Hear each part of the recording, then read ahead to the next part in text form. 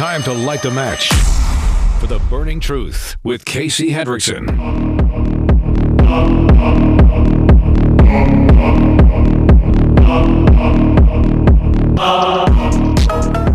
All right, I'm done with the assassination attempt for now. I may revisit it in the 5 o'clock hour. There's so much stuff that we have to get to today, folks. We will get to it. All right, we'll do our best. We'll do what we can.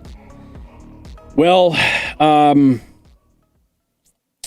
they're coming for your meat now, and not in a good way, guys. Calm down.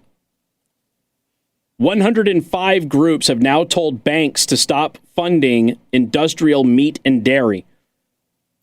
I seem to have recalled over the years me telling you that this was going to happen. I'm pretty sure that Morgan in her short time here has heard me say that this was going to happen. They're doing everything they can to get rid of your ability to consume what you want to consume. You're going to wake up one day, they're going to tell you what color pill you should take that day, and you're going to take it. Like I said, the old debate that used to happen in literature about who is more right, Orwell or Huxley, is irrelevant because the two of them combined are your dystopian future. There's a couple of you out there who have no idea what I'm saying, and I'm going to tell you to read a book. You should probably do that. Kamala Harris and her running mate are the most radical candidates to ever run for the highest office in the land. They have pushed for the most extreme climate policies. Harris believes in AOC's The Green New Deal and no fracking. So do Republicans in Indiana, but I digress. We are beginning to understand what that means. 105 civil society organizations have, in a letter, called for banks to stop funding industrial livestock production. The letter was sent to financial giants, including Bank of America, Citigroup, and J.P. Morgan Chase, and it accused them of exacerbating the climate crisis. Did you know that J.P. Morgan used to be a total Chad and stud? Did you know that? Like, I don't mean the organization, I mean the guy who started it. You realize that after the battle of the OK Corral, the gunfight of the OK Corral, you realize that this guy got involved intimately in that entire affair? You realize that? J.P. Morgan armed up and basically went to war. And look at what they have become. Just like half-neutered puppies walking down the street without any food. Like, it's just sad to see it. They condemn their support of meat, dairy, and feed corporations, including companies like JBSSA, Tyson Foods, Cargill, and Nestle. Oh, they're coming after Nestle, too. Interesting. If the government succeeds in turning farms over to large companies, they will have much more control over farming and dairy. What will they do when they are pressured? That's a great question. Now, here's an aside, and Morgan, rein me in if I'm going a little nutso on you, okay? It's Monday, and I'm having some issues. You heard my out cue on the first break of the show today. It was not great, okay? We live in the richest farmland in the country and some of the richest farmland in the world, correct? Okay, she's nodding her head yes. So if you were to, buy some of that land by paying farmers an exorbitant above market price for acreage of their farm so that they could actually do well financially, and I don't know, throw a bunch of solar panels on it that'll pollute the soil and not allow it to be used for farmland for generations. Might that be a strategy if one were to actually intentionally be conducting the strategy instead of it just being happenstance? Wouldn't that be like a very interesting strategy to, reduce the amount of farmland that is available in order to maybe help people like Bill Gates, who are constantly buying up farmland in order to dictate what we can eat? Would I be a little crazy for that? No, I believe you would be right. Oh, okay. So you need a tinfoil hat, too. Tinfoil hat, please. Were you this way before you came on board, or did I convert you? How did that happen? You're slowly getting to me. Okay. I'm just genuinely didn't know. I'm just asking, if you make farmland disappear and then you take over all of the farmland, and the guy who owns a crap ton of farmland throughout the United States wants you to, suck down fake meat. Catch my drift? Just throwing it out there. Globalists want us to eat bugs and lab-grown meat. Globalists and climate extremists don't care if they kill us or undernourish us. It's hard to believe how evil people can be for power, money, and bizarre ideologies. Now, there's a lot of chunks of people out there. This is the Independent Sentinel that I'm reading from, by the way. There's large chunks of people out there. They don't care. They just want to get rich. They're not going to be here to deal with it, or they're rich enough that they won't have to eat bugs. Kind of like the World Economic Forum a couple of years ago. And I know that I'm repeating myself for those of you who have been a part of this show for an extended period of time. But a couple of years ago at the World Economic Forum in Davos, they had an entire unit, if you will, on getting people to eat bugs because bugs are sustainable, bugs are environmentally friendly, et cetera, et cetera. Newsflash. The creature on Earth that produces the most methane is a termite. Morgan, are termites bugs? Yes, termites are bugs. Just throwing that out there. So they're telling you the bugs are sustainable and environmentally friendly. Meanwhile, bugs are actually responsible for, one of the so-called worst greenhouse gases. That's them saying it, not me saying it, because I don't really think that methane is all that dangerous, but I digress. So there will be a time when they get you to eat bugs. There will come a time where they tell you the bugs are no longer sustainable and the bugs are killing the plant, and they're going to move you on to something else. And then we're going to start watering our plants with Gatorade, and everybody's going to wear Crocs, and we're going to be in full idiocracy. Okay. But at Davos, when they were doing the bug unit on getting people to eat bugs, what were the elites at Davos dining on? Morgan, do you think they were dining on bugs? They were not dining on bugs. No. They had, because we had a hero leak the menu of the elites at Davos. All of those rich people, the Romneys and whatnot, who were going there. Yeah, they were eating exotic meats, sea bass, and I think they had some horse available. They had some very, very exotic proteins. They're allowed to eat that stuff. You're not. Okay? The elites of the world are allowed to fly in their private jets and use their yachts. You're not. The elites of the world can have an army of people with riding mowers to mow their lawn. You have to have an electric mower that will only last you one season. Ask me how I know. Had two of them, Morgan. Two. Why did you get an electric mower? Only because I was concerned about my neighbor and I get home at weird hours. So they didn't eat bugs, but they want you to eat bugs. Just keep that in mind. That is a big thing for them. They want a new aristocracy. They want you to be the servants. They want you to be the serfs. They want you to be the plebes. They themselves will be able to have all of the excess. You can't. Because you're the problem. See, there's few of them. So when they do it, it really isn't that bad. When you do it, oh, that's a big problem. Now, I went over lab-grown meat and the dangers that research and science have found in lab-grown meat. And of course, they say that they're going to iron this out before it becomes suitable for mass consumption. But you should understand that it's not great. Also, eating bugs, even bugs that are grown on farms, not good for you. And your risk of parasite infection, very, very high. Okay, it's not something that you should be taking lightly. We've gone over the research of this stuff. So you've got 105 groups writing this letter to banks. Now, why is this important, Casey? It's just 105 groups. Who knows who these groups are or anything else? Well, I think that's a fair question for you to ask. How do you think DEI started? How do you think the banks started all of a sudden shifting focus on who they financed based on their diversity policies?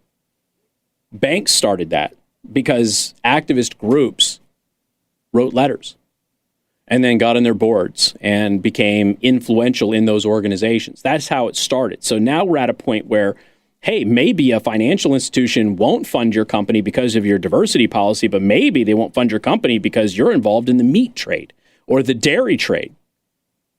Why is it that the federal government has been so concerned with raw milk over the past several years? How many cases do we have of people dying from raw milk? How many? And I'm talking about the people who actually consume raw milk, okay? Not a per capita or anything. I'm just hard numbers. How many people have died from raw milk consumption over the past, 10 years? Why is the federal government so insistent upon sending people into areas like Indiana where you can get raw milk and trying to force these farms to stop selling raw milk, that the farms have to get creative and come up with different ways of doing it. Why is that such a big priority for the federal government? Mark my words, this letter is not a small thing. It's not a small thing. It's not a small story. It may not get any traction right now.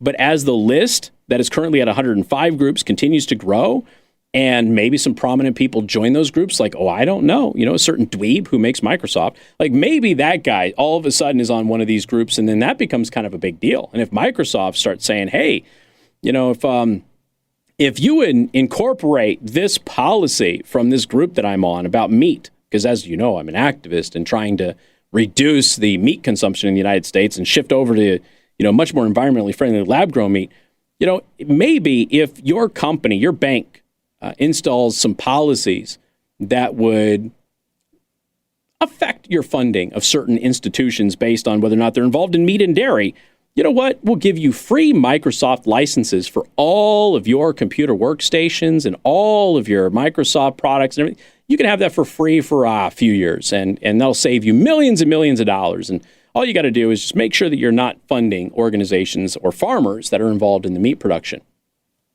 How many institutions do you think are going to take that? More than you probably want to admit. That's the truth. So it's a little letter from 105 groups to banks, but that is exactly how DEI started. You got to pay attention to this stuff. We got more coming up. You're tuned in to The Burning Truth.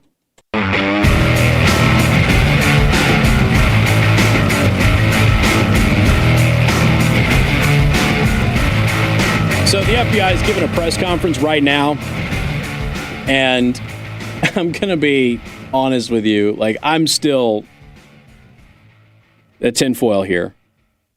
One, the questions that have to be asked again, is there a mole inside the Secret Service? Do we have somebody feeding people information about where Trump is going to be? And the idea that he knew that Trump was going to be golfing on this day and was going to be, at that hole and that sort of thing. It's hole number 5 is where he's set up. We did learn a couple of new things, that apparently the shooter was there for about 12 hours. So it was on scene for 12 hours setting this whole thing up. Remember, he staged his getaway vehicle and all of that stuff. I'm just giving you a quick little update, then we'll continue. But the FBI is working to acquire search warrants. This didn't just happen. This happened yesterday. How do you not have every search warrant you could possibly need at this point? How is that? I know it's a rhetorical question, folks. So yeah, I don't. Now they're saying Joe Biden wants top protection for Trump. No, he only does now. Joe Biden didn't want that. We know that for a fact. Because we've going back months on this now. Yes, we know he was on the public side of the fence. The FBI is like, he was on the public side of the fence. Yes, we know that. But you have somebody who has already had 3 assassination plots against him at that point. This is the 4th. Had 1 near assassination. You still didn't secure the perimeter around where this guy was golfing? It's just, I don't know. It's just bizarre. It only makes sense if you think about it from the perspective of they want him dead. Or somebody wants him dead. There's somebody who appears to be in the organization, the Secret Service themselves, that seems to be feeding information. Maybe they're an asset of a foreign government. I don't know, ladies and gentlemen. I really don't know. A lot of this is speculation, but as we have highlighted several times, and as other people like Dan Bongino, who is the expert on this in media, have highlighted, that there's just too much that seems to add up to there is a mole or somebody inside the Secret Service that is feeding information to people who are trying to kill him. There's no other explanation for what happened in Butler. For 12 hours, this guy was at a golf course and nobody picked up on the guy. For 12 hours, he was on scene. Are you kidding me? How? Donald Trump says, I'm going to go play a round of golf tomorrow. All right, cool. We'll secure the perimeter. We'll make sure everything is good. Now, there's always going to be a public side of the fence. Now, let me ask you a question. For those of you who are like, well, you can't protect everybody all the time. Yeah, I get that. But every time Joe Biden walks out the front door of the White House, do you think the Secret Service makes sure that he's relatively safe? There's a perimeter for a reason. And nothing is 100%. Like, they're never going to be 100% correct. But you can't have a guy perched up with a makeshift fighting position for 12 hours and not have anybody notice? How is that? At this point, what we've been told, and I would like to preface this by saying, we were told a lot about what happened in Butler that ended up not being true. Were we not, Morgan? We're still getting new information about that, and that happened months ago.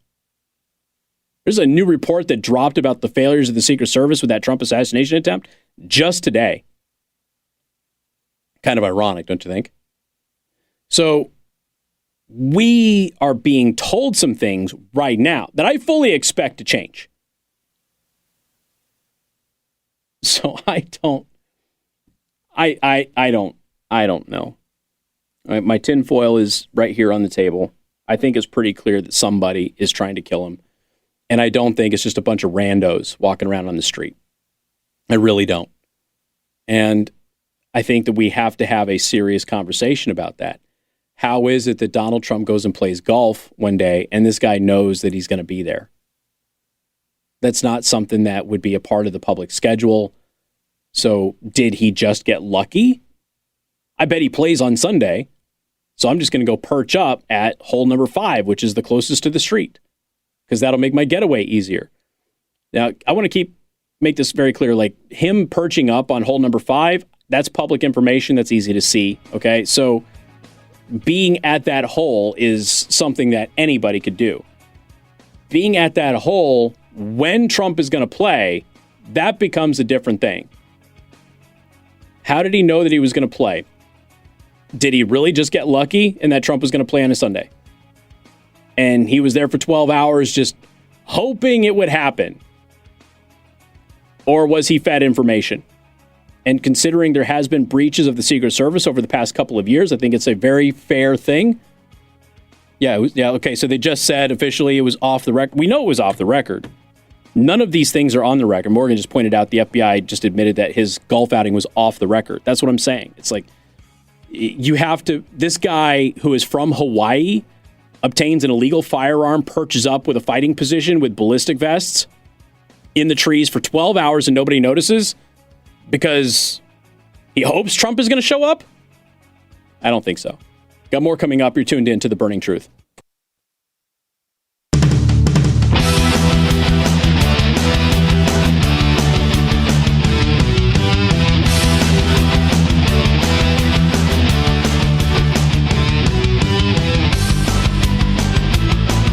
The Burning Truth with Casey Hendrickson.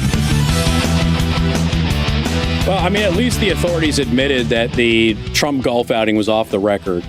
So, like I said, the big questions that most people have at this point in time is, how did he know that Trump was going to be there? And he lied in wait for, according to the authorities who just gave the press conference. It's still ongoing right now. I guess they're getting ready to wrap it up. Oh, they finally had too many questions they didn't like and they bounced out. How did the shooter know that Trump was going to be golfing that day? How did he know he's going to be there, that he's going to be golfing, and to set up on the 5th hole? That's the big question that has to be answered. And like I said earlier, we're at a point where we have to ask, what is it? What is happening at the Secret Service? Is there a mole? Is there a mole that's tied to a foreign government? This guy wrote a book that called for Iran to assassinate Trump. Iran had an assassination plot. A lot of people have wondered if the shooter in Butler might have been associated with them because his internet profile was completely scrubbed. And now you have to, is this guy? It's a possibility. I don't know. But they did admit that his golf outing was off the record, which is something we already knew because those types of things are never on the record. Those are not official meetings, so they're always off the record. So somebody had to know that he was going to be there for this guy to do it. Otherwise, we are forced to believe that this guy showed up, stayed there for 12 hours, set up on the 5th hole, under the assumption that Donald Trump was going to be golfing that day at that location. Keep in mind, Trump travels all over the country. He golfs all over the country. He doesn't just golf at his own club. So I don't know, folks. There's just, I think you understand potentially what is going on. I think that I do. I think that a lot of people do. We just don't want to really fully admit it sometimes, but it's hard to ignore it. And you'll get members of the news media out there pretending that, oh, it's a conspiracy theory. Well, not really. I think we have to take a look at the full amount of information. I want to thank R&B Car Company, locations in South Bend, Warsaw, and Fort Wayne. Go to rbcarcompany.com. Let them know that I sent you and get yourself a free test drive. At the risk of alienating a lot of you, I just want to give you an update. Here's the thing. This is a big deal just because, one, it's Indiana, and two, yes, she's changing the game. Caitlin Clark has now broken the rookie scoring record for the WNBA. And for those of you like, more Caitlin Clark stuff, people still don't watch the WNBA. Did you know that the WNBA was competing with the NFL in opening week?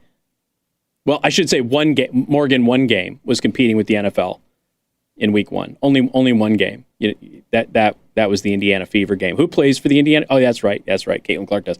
So nobody's watching any other games, but they're all watching Caitlin Clark. But congratulations. She did break the scoring record. If you've been following at all, like she's been like the fastest rookie to a certain number of points and that sort of thing. So congratulations to her for doing that. And she's still got a little ways to go.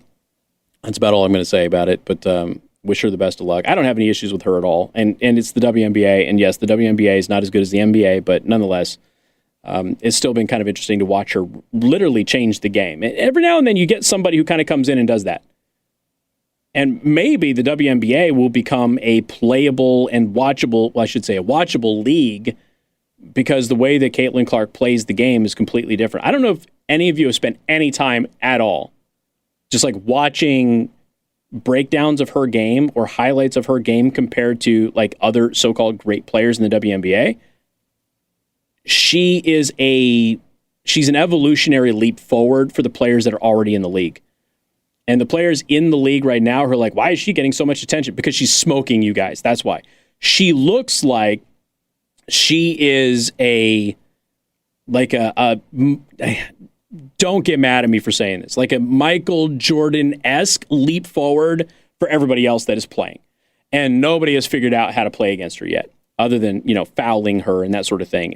They got to the point where I think that they just announced, like the week that I got back, that they announced that they're doing an investigation of the referees in the WNBA for allowing those penalties and those fouls on Caitlin Clark to go unpunished. Like they think that there might be like a ring, like a conspiracy against her. So the WNBA has actually launched an investigation. That's kind of crazy if you think about it. But congratulations to her.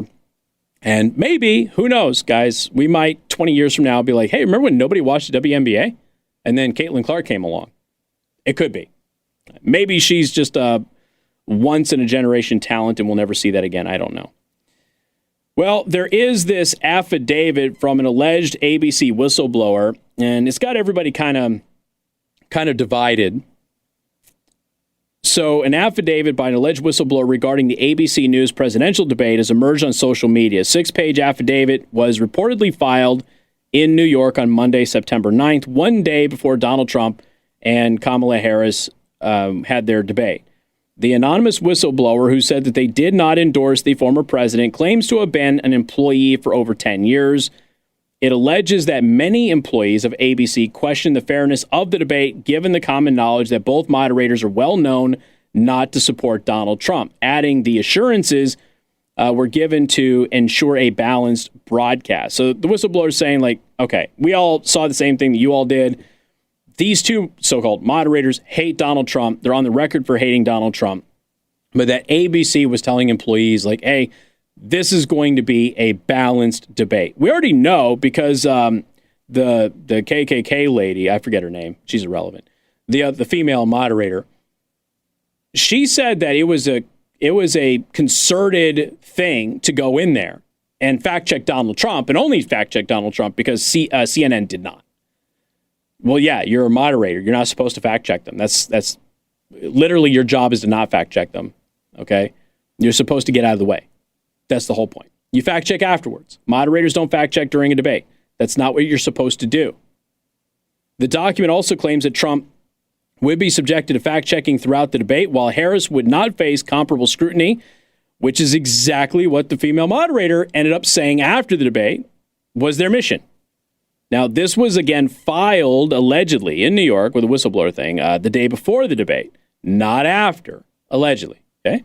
It also alleges that the Democrats' campaign was provided with sample questions after imposed restrictions on questions relating to Joe Biden's health and Harris's tenure as San Francisco Attorney General.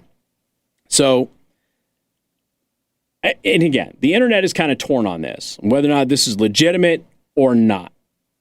And I don't know. I don't have an answer for you. It's possible it's legit. It's possible it isn't. We don't have any official response from anybody about this thing, but a lot of people are saying that it's not real. Some are saying that it is. I do think that it is certainly something that we have to pay attention to because there's been rumors of a whistleblower at ABC for some time, but I don't necessarily think that it's all that important, and here's why. Let's say that Kamala Harris was given the questions before she answered. Now, that to me is interesting really for a different reason other than collusion, okay? For me, if Kamala was given the questions, her answers were still horrendously bad, which means even when she was given the questions, if that happened, she still couldn't formulate an answer, and she gave non-answers to those questions. That's even worse than her just answering by not answering the way that she did during the debate without having the questions beforehand. So if she was handed those questions and her answers were still the answers that she gave, that is terrible. So that to me would be a bigger part of the story than ABC colluding with the Democrats, which again has happened in the past. So you can't say it's a conspiracy because we already know that that sort of thing has happened previously. Whether it happened in this case, we don't know. So there's some questions certainly that we have to answer, but also the female moderator said point blank that they were going to fact check Donald Trump because CNN didn't. She said that out loud.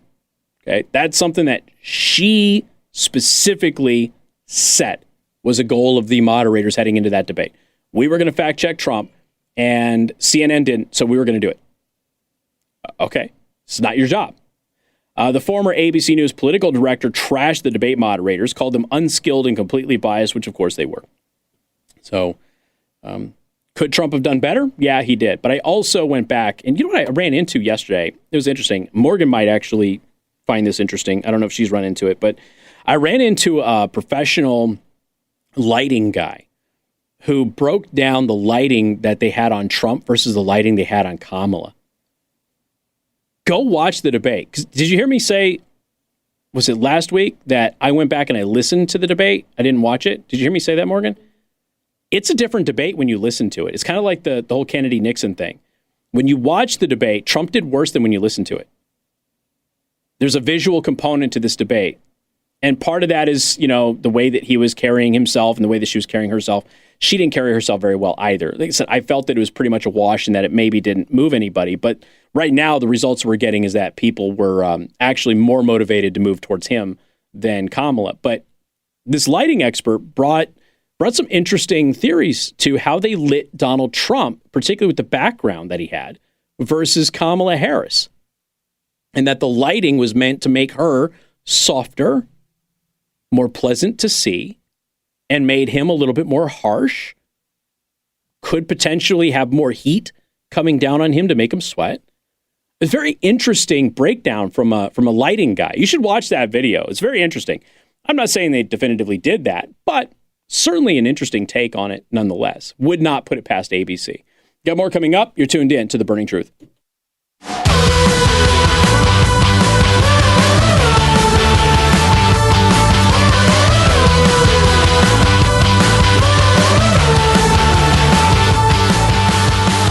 Good afternoon. Thank you for tuning in to The Burning Truth. Once again, you can watch the live stream on Rumble. Go to rumble.com/Casey, the host. Morgan and I are still trying to figure out the song that freaks you guys out every time it plays. We don't know what the bumper music is. We think it's the one that's only 19 seconds, and we don't know what that song is or where it comes from. But every time it plays, People freak out on the live stream and want to know what it is, and we don't even know what it is. So we have a ghost in the system somehow, some way. A judge a few days ago, dismissed 2 counts against Trump in the Georgia lawfare case. A judge dismissed 2 counts against former President Donald Trump on Thursday in the Georgia lawfare case related to the 2020 election. And again, if you are kind of new to politics, you're just tuning in because of the election as you start getting closer. The Georgia case is based on something that was a lie and was debunked years ago. And they just brought it back up, and they're trying to say that Trump, was trying to get elections, the election overturned by having votes, changed and that sort of thing. That was an old accusation that happened right after the 2020 election.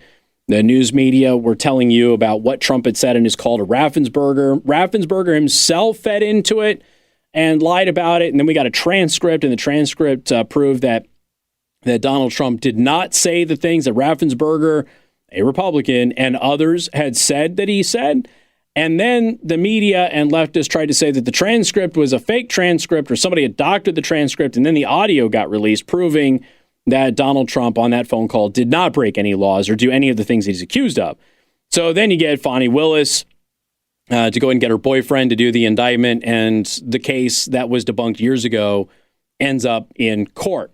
And so this is an old thing that is old and busted. But, again, the Trump derangement syndrome thing is still very much alive. Fulton County District Attorney Fani Willis issued a 41-count indictment in August of 2023 against Trump and 18 co-defendants for allegedly violating Georgia's Racketeer Influenced and Corruption Organizations Act, that's RICO, for allegedly soliciting false statements and writings and for the alleged solicitation of violation of oath by a public officer. Again, that was allegedly the phone call he made to Raffensperger, which we have already debunked way back in 2020, maybe 2021. It might have been debunked in 2020. Fulton County Superior Court Judge Scott McAfee, who, by the way, donated to Fani Willis's campaign in 2020, dismissed 3 counts on Thursday, 2 of which named Trump, saying the allegations go beyond the state's jurisdiction. The motion to dismiss was brought by a co-defendant, John Eastman, and Sean Still. Eastman and Still argued the indictment is preempted by federal statute that presidential electors fall outside of the state's appointment power and police power, and that the state action is prohibited because the subject of the indictment is inseparably connected to the functioning of the national government. So there was that. And the other thing as well. So 2 counts against Trump. The other thing was against other defendants. We won't worry about that right now. Were dismissed by a judge who supported Fani Willis. Just throwing that out there. People had asked me today, Casey, who was right about the geese in Springfield, Ohio? Well, I'm right about the geese in Springfield, Ohio. I have to ask this. Pete Buttigieg has been on offense about this stuff. I don't know why people hate the folks of Springfield, Ohio so much. Whether or not the eating of cats or dogs or any other pet is as widespread as maybe some people had assumed it was, is really not super relevant. We know that it has happened in neighboring communities, and we know that there are a lot of people in Springfield, Ohio, that have alleged that it is happening. Okay, we don't have any proof that they're lying to anybody, and there's so many people who are saying the same things. I think you owe a little bit to the people of Springfield, Ohio, to at least assume that they're not making it all up, because there's a lot of folks that are saying it. We got more coming up. You're tuned in to The Burning Truth. Podcasts by Federated Media.